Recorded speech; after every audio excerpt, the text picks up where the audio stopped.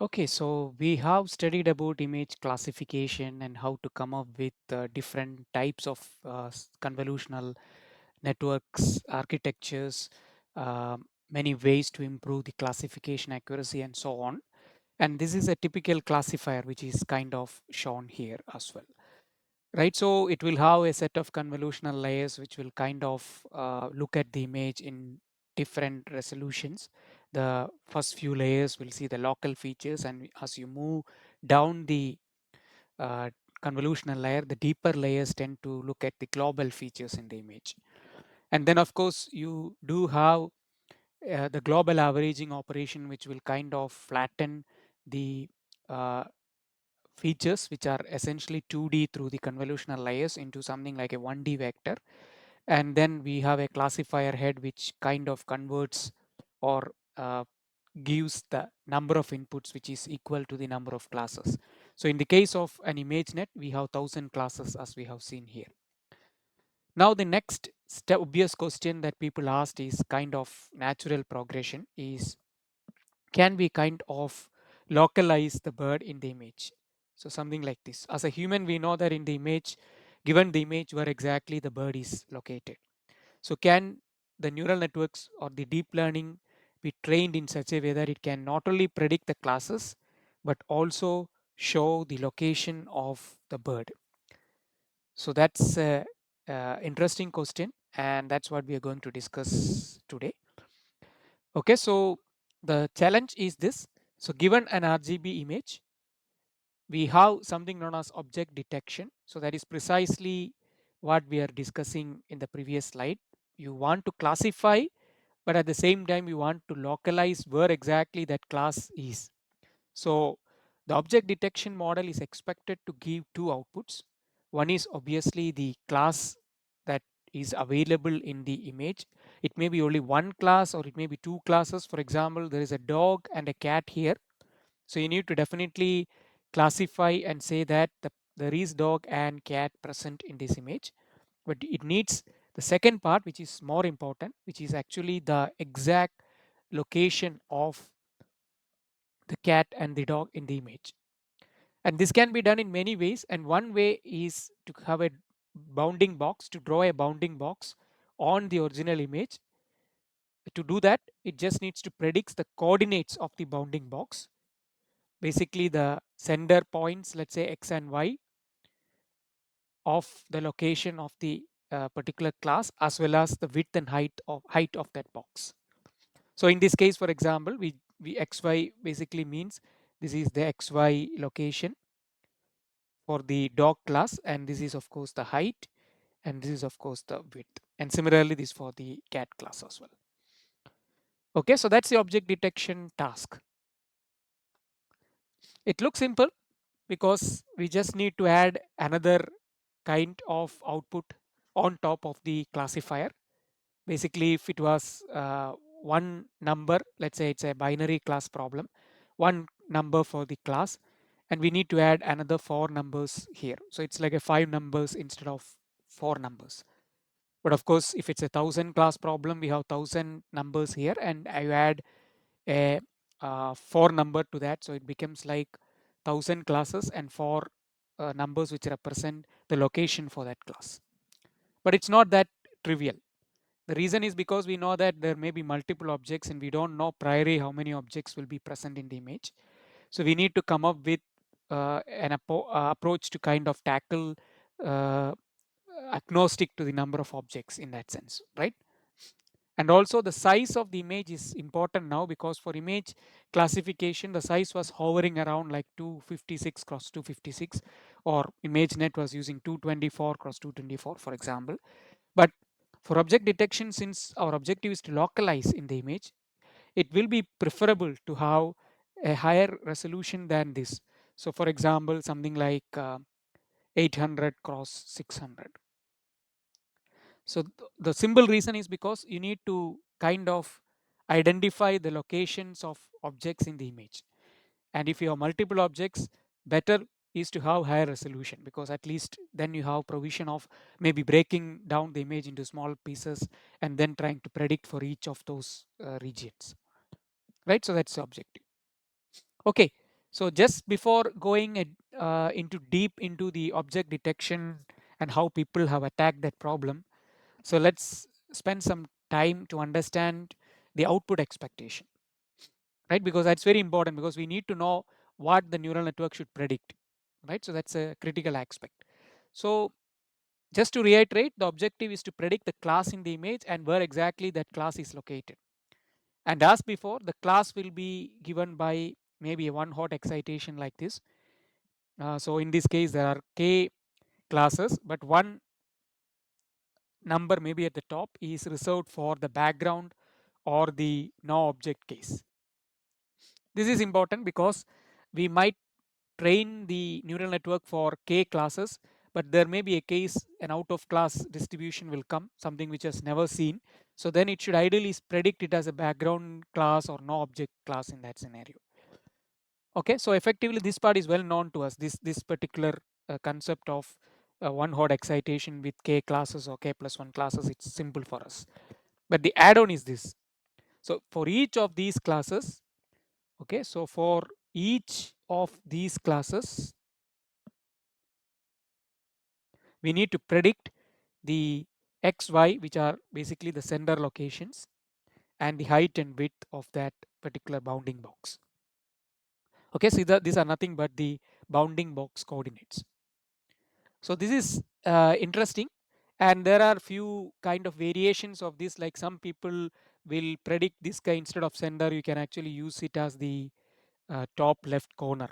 Okay, so corner prediction and sender prediction, back and forth. It's all fine, but the objective is as simple as this: you predict the class and the location in terms of its sender or uh, corner points, as well as the height and width of that region, we can say, and the region is approximated to a rectangle. Okay, so that's the idea. I hope it's kind of clear to all of you. Okay, so moving on. So this is what exactly I was talking about in the previous slide. So this part is pretty well known for us. We have been doing that quite uh, diligently, right?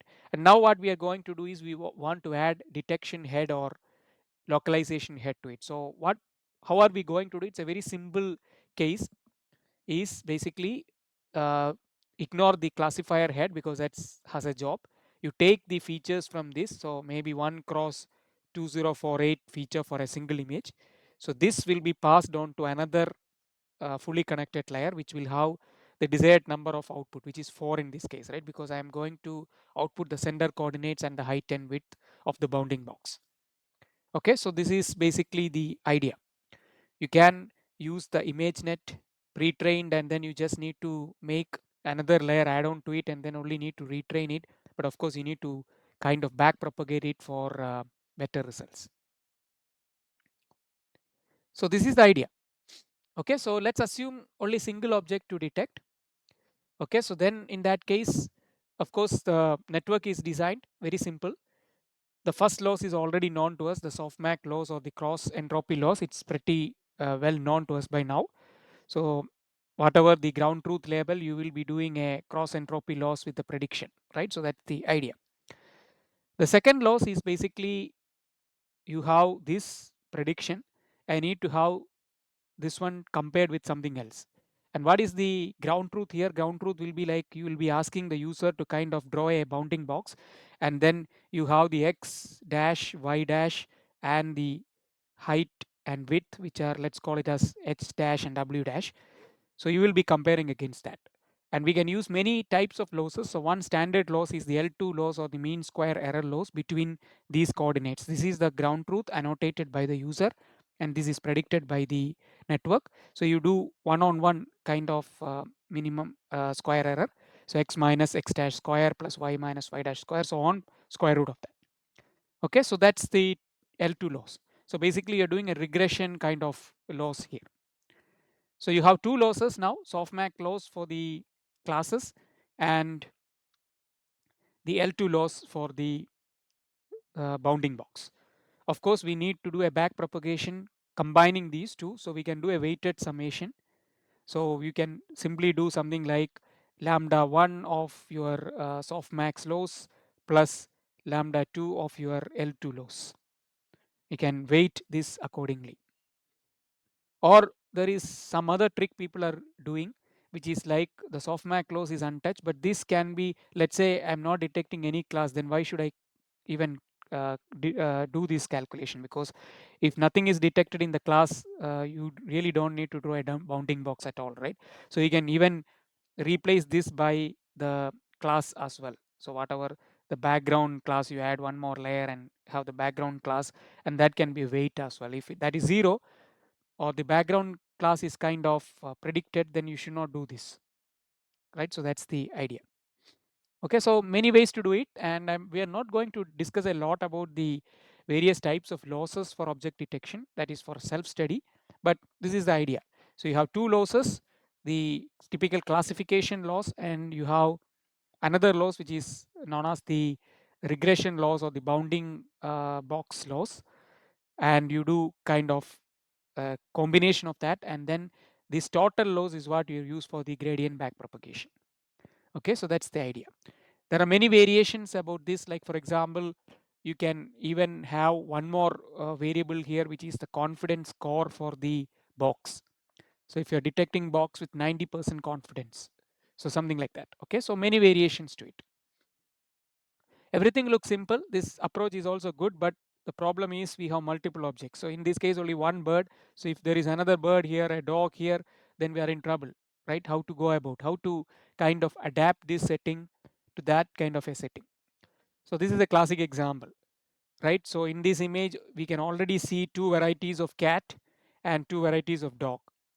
So how to do a kind of a object detection here? So ideally it should be something like this, and then the label should come cat with zero point 0.9 confidence, and then another one for the dog, another one for this dog, and this one. So everything will have that label here. So this we typically call as the anchor boxes, and this is what our objective is. So what is one way to, a very crude way, if I'm giving you the task and you are the first person in the world to attack this problem, so what is that idea that is coming to your mind?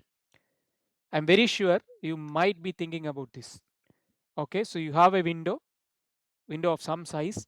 So here I'm exactly fitting into the size of this cat, and then you just need to kind of slide it, right? You can slide it through. You can even start with this point, right, and then slide it through to all, just like convolution operation. And for each of them, you crop that region from the image and then pass it through a CNN. The previous slide, the same CNN, we can use it. Okay, and then you predict the class and the bounding box for each of those windows. Wow, it's good. The idea is good, but there's a problem, right? So what is the size of the window that you should choose? Shall I go for 10 cross 10, 20 cross 20, 30 cross 30, 50 cross 50, or shall I go even higher? It's a variable, right? Size of the window is a variable here. Okay, and then how many such windows? So shall I do a stride of 1, 2, 3? How many? It's a big problem here, because if I theoretically calculate this, so let's say the size of the window is small h cross w, and the original size of the image is h cross capital H cross w, then this h cross w can take size from 1 cross 1 to the actual size of the image, right? So you can do it for both h and w. So that's the size. This guy is a size of the size variation, this particular guy. Okay, so that is included here. Now once you fix a size, then it is convolution operation, right? You going to slide, I'm sorry, you're going to slide many windows with, and you go through all pixels in the image, and that is this is a typical convolution equation, if you remember. So the total number will be w minus w plus 1 for one dimension, and this is for the second dimension. This is a huge number. So you put some numbers here, you will get millions of such windows and millions of um, possibilities here. And then the essential problem is you need to pass these millions of crops through the CNN, right? Because you need to predict for each and every window. So that's going to be a real challenge. So that's not a good solution. The sliding window is a good solution, but it's not a practical solution in that sense. Okay, so what about, then what shall we do? So this is where people thought about it, and there have been some background works using classical image processing, and one was typically known as selective search, or they call it as region proposal. So this was kind of the first or early object detection approaches, kind of leverage this classical image processing plus machine learning approach. One popular such approach is known as selective search. So this will give you something like candidate region. So it's not like sliding window approach. So let me just briefly spend some time to understand this. So let's say an image is given, and the first objective is try to generate as many regions are possible in the image. So there are algorithms in literature which are available. For example, k-means algorithm. So you can cluster certain groups on this image by using intensity as a centroid. So you choose intensity and then cluster pixels which are closer in terms of intensity levels. Once you cluster that, you may add more constraints saying that these clusters or these pixels which are clustered together should not be far apart in the image. You can put a constraint on the distance between pixels. So there are many ways to do it. So you can group pixels in terms of its color, texture, size, shape, or a combination of all these, and that's what exactly the selective search algorithm is doing. It will do over segmentation, and then kind of an iterative algorithm will kind of redistribute it into meaningful number of groups or clusters, and then based on the size you put a bounding box on top of it, maybe overlapping or non overlapping. Typically it's overlapping like this, you can see over here. Okay, so this is a classical algorithm to kind of do it. Okay, so what we are doing essentially is you over segment the image and then iteratively kind of come up with uh, regions which are more meaningful, and this can be up to like 2000 regions per image. Okay, so the typical selective search algorithm, the upper limit is like 2000 proposals. So we moved away from a sliding window approach to something like a region proposal, where we are using the classical image processing plus machine learning to come up with a few 2000 regions from the image. So once we have these 2000 regions, then the approach is quite straightforward. We can go back to the previous idea, where each of these regions we can pass it through a CNN and predicts its class and the bounding box. So that's the idea. Okay, the code for selective search is already available. It's a Python library. You can readily use it and play for yourself, which we will try to do in the lab. Okay, so this with this, I think stage is set for the very first object detection model, which was widely appreciated. This was a huge revolution when this model came. It is known as region based CNN, or RCNN to be more popular. So the idea is very simple. You start with an image and then pass it through the region proposal algorithm, which we were discussing in the previous slide, to generate maybe 2000 regions. These regions may be overlapping. Okay, so that's very important to know. So moment you do this, you kind of crop these regions out. The whatever regions which are identified by the region proposal algorithm, you crop that from the image, okay, and then pass it through a CNN. But the problem here is the CNN, it should be ideal to have whatever input to the CNN to be same size. So what for that, what we do is we will do something known as warping. Warping is similar to image resizing, but it is non-linear way of doing it. It's not simply rescaling of the image. It is like kind of warping from one dimension to the other. So some pixels may get non-linearly occupying some other region. So the idea is like you take this box or this box or this box, make it to the same size, maybe 224 cross 224 through this process of warping, and then each of these regions you run it iteratively through this CNN algorithm to predict its class, and of course you need to predict its bounding box as well. So basically the idea is very simple. For steps in that sense. The first step is input image, then you use the region proposal algorithm. Typically this will be running on a CPU, and it proposes maybe 2000 regions. Each of these 2000 regions may be of different dimensions, but make it to the same dimension using image warping, and then pass it through a CNN in a sequential fashion and predicts its class and or train for its class and the bounding box. So that's the idea. Okay, and assuming the region proposal will give you this, because it will have its center and the width and height for each of them. So let's say these are the numbers, and the prediction is this, And then we need to, of course, because we did the warping here, so the bounding box, it doesn't know where exactly it is located. The actual location it doesn't know, right? The warping has some influence, so we need to redo or reverse that, because we need to know the bx, bh, by, bw, which are the actual locations of these predictions on the image. And you can use this symbol formulation here. So there are many ways to do it, but the one which is followed in the paper is basically this. So basically you use the region proposal px and py and the predicted tx and ty to kind of find the sender locations px and by. It's as simple as you can think of something like you have this, but then we need to translate this tx and ty to the points in the original image dimension, because the new dimension is something which you created using the warping, right? And similarly you can estimate the height and width using a log space scale transform, which is actually this. So this is predicted and this is from the region proposal, so you know that. So you can basically calculate the bh and bw here. Okay, so we don't have time to dig deep into this, but if you're keen we can always have an offline discussion around the same. Okay, so that's the idea. So reiterate in this.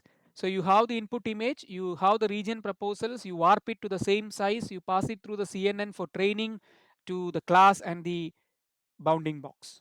But everything is not so trivial, because the inference, it follows the same pipeline, but it needs some additional post processing. Because for classification it was very simple, but for object detection it's not that simple. The reason is because the output may produce several bounding boxes and maybe most of them are overlapping.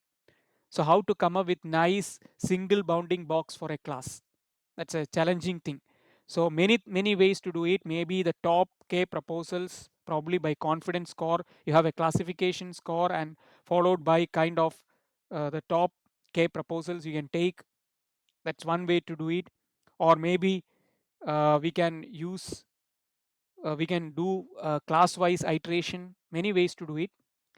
And how are we going to do it is a very clever technique which is known as intersection of union over union. It's actually something very interesting approach.